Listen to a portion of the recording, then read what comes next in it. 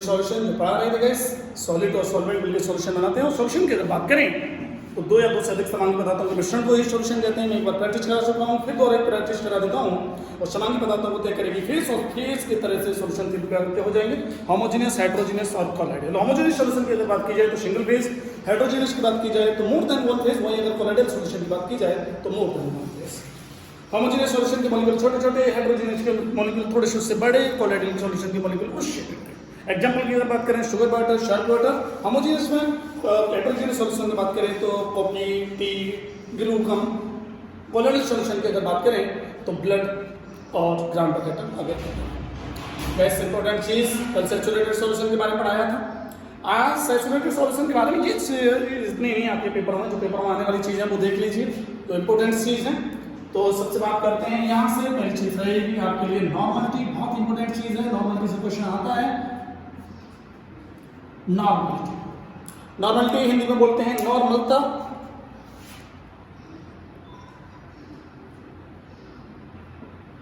क्या है नॉर्मलता? 1 litre solution में जितने भी सॉलिड के ग्राम इक्विवेलेंट घुले होंगे वही उस पदार्थ की नॉर्मलिटी है। देखिए किसी लेयर में ऐसे निश्चित तापमान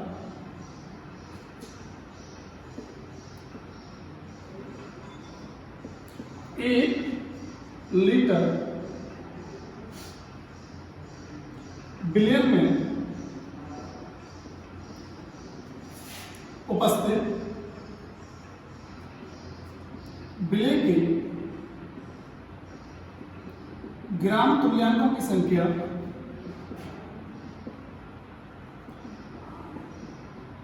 उस पदार्थ की नॉर्मलता कहलाती है। The 1 liter solution is present, gram equivalent is called normality. Formula है n equal W into 1000 upon E into B and I. यहाँ पे n क्या है? Normality. W weight of substance यानी पदार्थ का भार। E equivalent, V volume.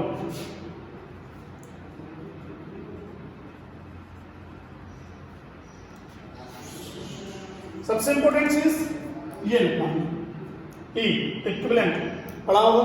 Equivalent weight होता है, तुल्यांक की बात हिंदी में लिख देता हूं। ये निकालने के लिए फॉर्मूला रहेगा Nn अपॉन n फैक्टर। यहां पे जो फैक्टर लेना पॉजिटिव नंबर ले सकते हो, पॉजिटिव आइंस यहां पे ले सकते हो। Mn molecular mass equivalent. तनु विलयन के लिए क्या करोगे? N1 V1 equal to N2 V2। अगर तनु विलयन में नॉर्मलिटी निकालना रहा हो तो N1 V1 equal to N2 V2। एक फॉर्मूला और भी याद कर लेना, ये भी फॉर्मूला से N1 V1 plus N2 V2 normality निकालने के लिए, plus N3 V3 dot dot dot dot dot upon V1 plus V2 plus. Next, इसका क्वेश्चन कैसे पूछा जाएगा ये देख लीजिए। ये डेफिनेशन पूछी जाएगी तो इतनी पहुंच जाएगी, यहां से नंबर कर लेंगे। तो क्वेश्चन कैसे पूछा जाएगा मैं लिख देता हूं।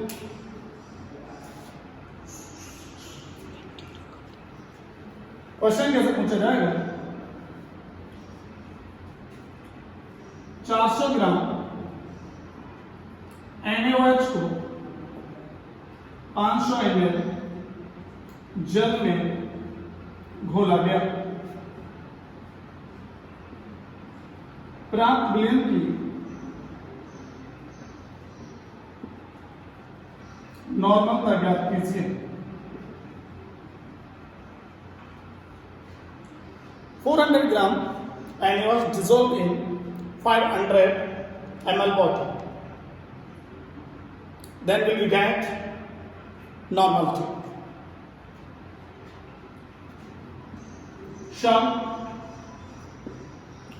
ग्राम हमेशा डब्ल्यू से लिखा जाएगा 400 ग्राम, वॉल्यूम 500 ml, पूछ क्या रहा है नॉर्मल, डब्ल्यू है वी है एन है, तो फॉर्मूला कौन सा लगेगा ऊपर वाला, क्या फॉर्मूला लगा देखिए N equal W into 1000 E into V, वो भी एम,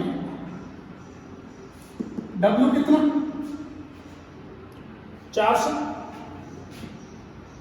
इंटू 1000, ई तुम्हारे पास है ही नहीं, वॉल्यूम कितना 500, अब ई नहीं है तो ई का फटाफट इक्वल क्या है mm अपॉन एम फैक्टर, अब mm तुम्हारे पास नहीं, mm नहीं है तो mm कैसे निकालोगे, NaOH के निकाल लो फटाफट, कैसे निकालोगे चलो बोलिए, n का कितना 23, ऑक्सीजन का 16, हाइड्रोजन का 1, टोटल कितना हुआ 40, नहीं समझे समझ गया हम, अब क्या निकाल कीजिए n फैक्टर निकालिए फटाफट, n फैक्टर किसका निकलेगा NaOH का, रिएक्शन ब्रेक कर दीजिए, n पे क्या आएगा पॉजिटिव, ऑक्सीजन पर OH पे क्या आएगा नेगेटिव, पॉजिटिव नंबर ले लिया तो n फैक्टर कितना हो गया 1, इक्वल निकालेंगे तो mm upon n factor n 40 upon 1 equivalent कितना आ गया 40, यहाँ पे कितना लिखेंगे 40, कितनी बार 10 बार, कितनी बार 2 बार, 2 से कितना 2 20, यूनिट लिख दीजिए ग्राम इक्विवेलेंट,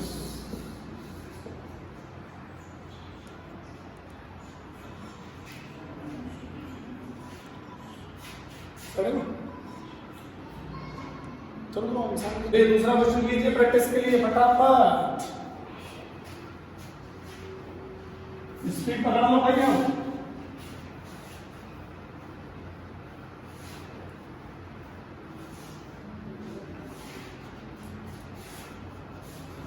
नेक्स्ट क्वेश्चन है भी 240 ग्राम IMgSO4 को 400 ml जल में घोला गया,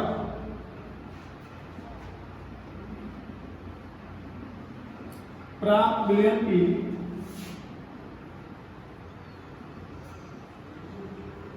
नॉर्मलता ज्ञात कीजिए,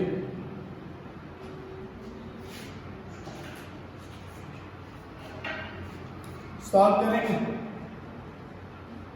W कितना है 240 ग्राम, वॉल्यूम कितना 400 ml, क्या निकालनी है normal same formula n equal W into 1000 E into D ml में, E क्या है तुम्हारे पास नहीं है निकालिए फटाफट, E इक्वल क्या आता है mm अपॉन n फैक्टर, अब mm नहीं है तो mm निकाल लीजिए फटाफट,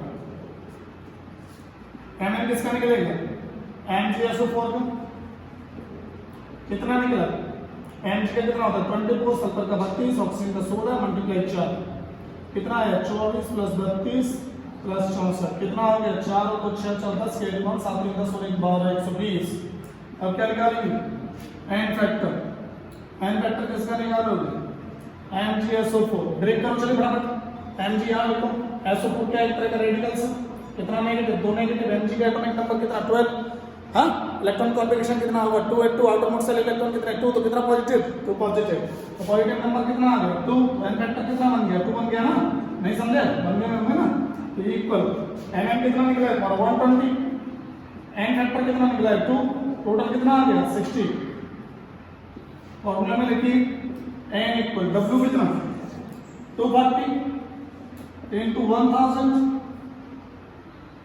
इक्विवेलेंट कितना 60, वॉल्यूम कितना है 400, कितनी बार 6 चौका 24, 4 बार 1 0 से 1 0, n इक्वल कितना आ गया, कितना आ गया 4 से 700 ही आ गया ग्राम,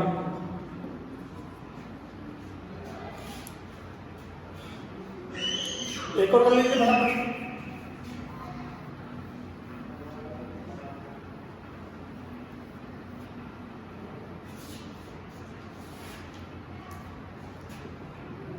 छह सौ 84 ग्राम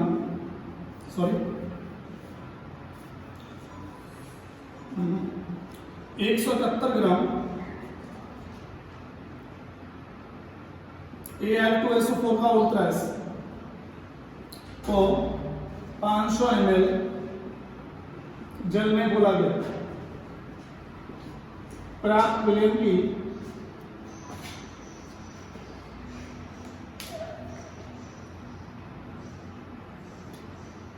नॉर्मलता ज्ञात कीजिए।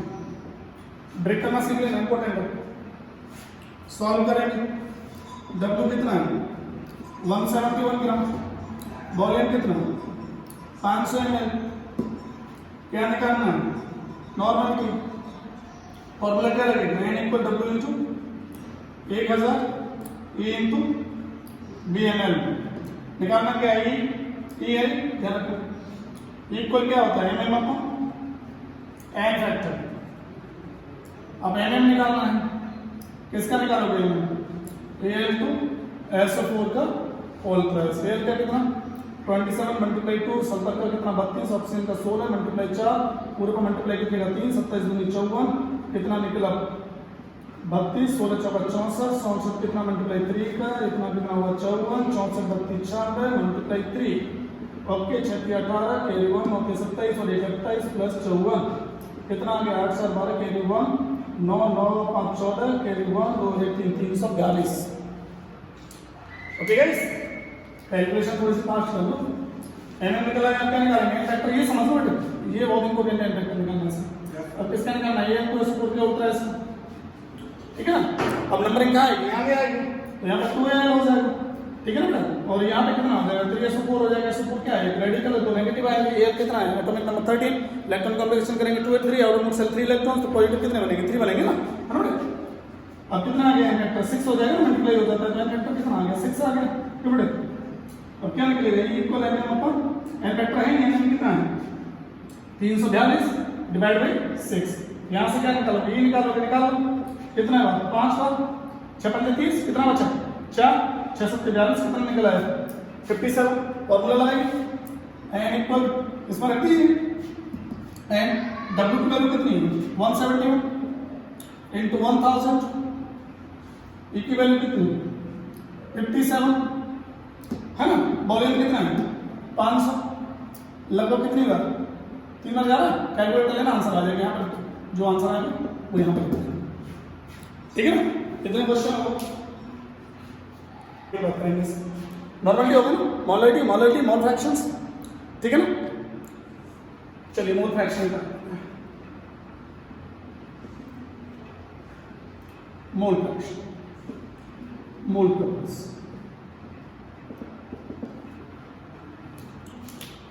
मोल फ्रैक्शन क्या होता है,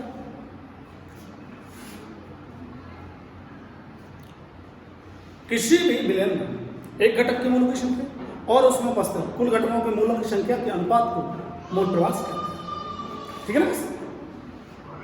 the solution presents one component mole and divided by total component mole is called mole fraction. Okay, किसी विलयन में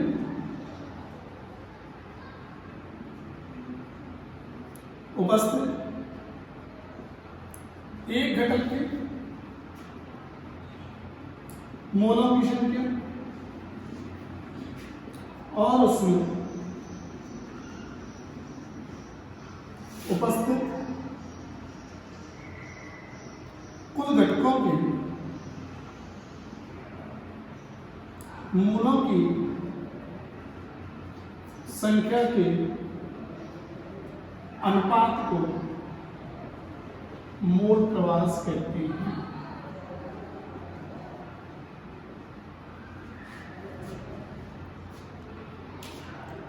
मोल प्रवास को x से लिखेंगे, किससे लिखेंगे x। फॉर्मूला रहेगा 1 component mole divided by total component mole.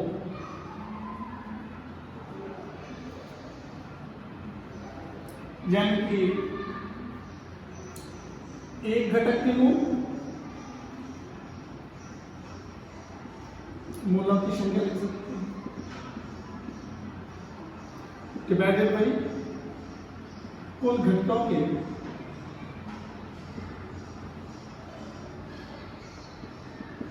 Molar की संख्या, यही याद करना है बस। किसी विलयन में उपस्थित एक घटक के मोलों की संख्या और उसमें उपस्थित कुल घटकों के मोलों की संख्या के अनुपात को मोल प्रवास कहते हैं। ऐसे कैसे कैलकुलेट करेंगे? एक्स से कर लेना तुम लोग के सुविधा के लिए। अच्छा, दूसरा फॉर्मूला क्या रहता है?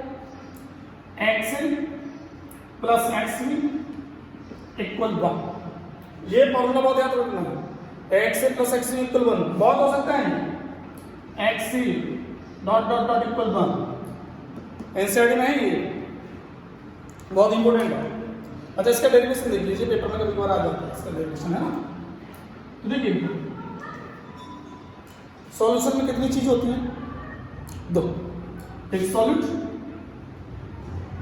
और एक सॉल्व, है ना बेटा। तो सॉल्यूट को माना मैंने ए, कोई सॉल्यूट है मेरे पास, इसे माना मैंने ए और इसे माना मैंने बी। क्या माना बेटा मैंने? बी। अब सॉल्यूट क्या होता है? छोटा होता है, इसके लिए मैंने स्मॉल एन, सॉल्वेंट के लिए मैंने कैपिटल एन। ये मोलों की संख्या होगी ना, है ना। इसके लिए सॉल्यूट छोटा है तो छोटी एन और सॉल्वेंट बड़ा होता है तो बड़ा है। अब हम सॉल्यूशन की बात करेंगे। किसकी बात करेंगे? सॉल्यूशन की। तो शुरुआत में मैंने पढ़ाया था सॉल्यूट प्लस सॉल्वेंट। अगर इन दोनों को मैं जोड़ दूं, है ना, इन दोनों को मैं जोड़ दूं तो क्या बन जाएगा? सॉल्यूशन बन जाएगा ना बेटा, है ना। अब मैं सॉल्यूट के मोल प्रवाह निकालूंगा, तो देखो मोल प्रवाह को किससे लिखेंगे बेटा? एक्स से। तो मैंने सॉल्यूट के मोल प्रवाह इसको किससे लिखा? एक्स से। किसको? सॉल्यूट को। सॉल्यूट कौन है? ए। तो ए को मैंने लिखा, ए है, इसका मोल प्रवाह निकाल रहा हूं। ए का मोल प्रवाह को किससे लिखेंगे? एक्स से। चलिए मैंने एक्स लिख लिया। अच्छा बेटा, तो मैंने क्या लिखा है यहाँ पर? एक्स। एक्स से क्या बेटा? एन। यहाँ पे इसके मोल प्रवाह निकालूंगा तो इसका क्या है? X D. कितना है बेटा? कैपिटल ए, है ना बेटा। अब मैं इसके मोल प्रवाह निकालूंगा, इसके मोल प्रवाह। तो मोल प्रवाह का फॉर्मूला क्या रहेगा? एक्स इक्वल, ऐसे करते इसका मोल प्रवाह निकालो एक्स। फॉर्मूला क्या रहता है? 1 component mole divided by total component mole. तो इसके mole divided by total component mole, n plus capital N, equation number first. अब इसके निकालो मोल प्रवाह। किसका मोल प्रवाह? b का। फॉर्मूला बोलिए 1 component mole divided by total component mole. 1 component mole divided by total component mole, equation number 7।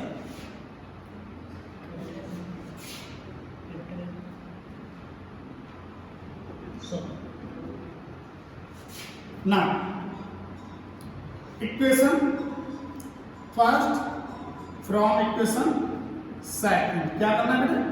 Add करना है। तो x से प्लस एक्स वी ऐड करो। x से प्लस एक्स वी, एक्स की वैल्यू कितनी? n upon n plus capital n, plus की जगह प्लस, b की वैल्यू कितनी? Capital n upon n plus capital n। LCM दिया n प्लस कैपिटल है, इससे कैंसिल एक बार, एक का मल्टीप्लाई इसमें करेंगे n, इससे कैंसिल एक बार, एक का मल्टीप्लाई इसमें करेंगे कैपिटल n। यहाँ पे कौन? x से प्लस x भी, इससे कैंसिल आउट कितनी बार? एक बार। तो x से प्लस x भी कितना आ गया? x से प्लस x भी x से बराबर कितना होता है? चलिए देखिए, इस बार एक क्वेश्चन पेपर में आया था, है ना, इस लेवल का एक क्वेश्चन था मोल फ्रैक्शन से। 90 ग्राम जल में 46 ग्राम एथिल एल्कोहल, एलसी एल्कोहल है ना, काम चला लेंगे, एल्कोहल मिलाने पर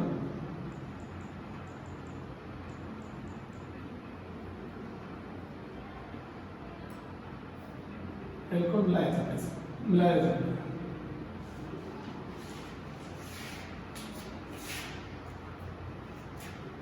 इस विलयन में उपस्थित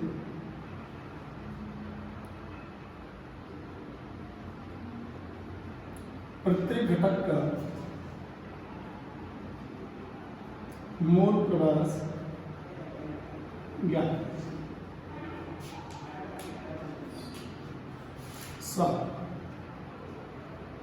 ध्यान से समझो ना, देखिए वाटर कितना,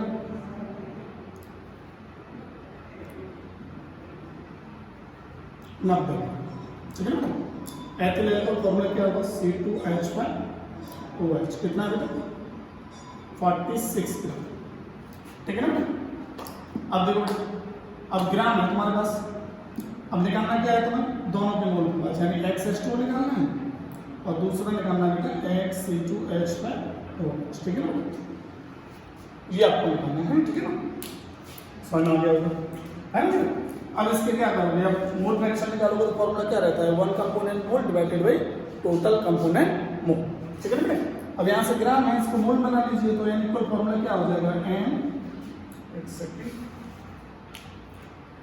NH2, फॉर्मूला क्या लगेगा, W/N, ठीक है ना। तो NH2, W की वैल्यू कितनी 90, H2 का मॉलिक्यूलर मास कितना हो जाएगा, 1 × 2 + 16 18 है ना। तो NH2 कितना आ जाएगा 5, ऐसे इसका मोल निकालेंगे किसका, C2H5OH का, NC2H5OH, फॉर्मूला क्या लगेगा, W/N है ना, NC2H5OH, W की वैल्यू कितनी 46, मॉलिक्यूलर मास कार्बन का 12 × 2 24, 24 और 5 29, 29 और 1 30, 30 और 40, 46 से आ गया, इससे NC2H5OH टोटल कितना आ गया मोल्स 1, है ना। और मोल निकल गया, मोल प्रवास निकल आएगा, मोल फ्रैक्शन फॉर्मूला क्या होता है, 1 component mole divided by total component mole, तो मोल फ्रैक्शन निकालेंगे XH2, तो 1 कंपोनेंट मोल यानी कि जिसके निकालेंगे उसको मोल 5, टोटल कंपोनेंट मोल 5 + 1 कितना रहेगा XH2 5.6, तो XH2 काट कितनी बार नहीं जा रहा है, पॉइंट लगा लो 50 हो गए, 6 से कितनी बार 48, कितना रह गया 2 जी, पॉइंट लगा 0 बढ़ेगा तो 3 × 6 = 18 है ना, 6 × 18 0.833 के समथिंग आ जाएगा। अच्छा दूसरा फॉर्मूला मैंने क्या कराया था, XA + XB = 1, अब ऐसे अच्छा तो XA की वैल्यू मान लो चाहे XB की मान लो, तो 0.833 + XB इक्वल कितना है 1, तो XB इक्वल कितना आ जाएगा 1 - 0.833, तो XB इक्वल जो हटाएंगे वो यहाँ पे आंसर